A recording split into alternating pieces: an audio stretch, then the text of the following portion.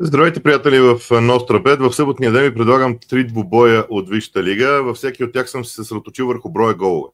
Започвам с мача между Астън Вила и Фулъм. Това е ранният двубой. Загубата на Нотингъм Форест от Брентфорд увеличи шансовете на Астън Вила да бъде в топ 5, така че надеждите на отбора се повишиха след мача в четвъртък между Форест и Брентфорд. Фулъм също гони Европа. Трудно ще е за Шампионската лига, за да не кажа невъзможно, но все пак резултатът е важен и за тях. Фулъм винаги играе добре срещу отбори, които разиграват топката, така че ми се струва, че тук ще има голове. Именно заради това смятам, че голове ще има и от двата отбора. Сега дали ще бъде гол или над 2,5 гола е малко трудно да се сметне, но аз залагам на над 2,5 гола, защото не изключвам Вила просто да прегази Фулъм.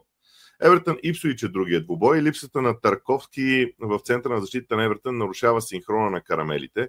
Струва ми се, че това ще се отрази на играта на отбора по принцип и най-вече без топка, което означава, че Ипсуич има своите шансове да се разпише.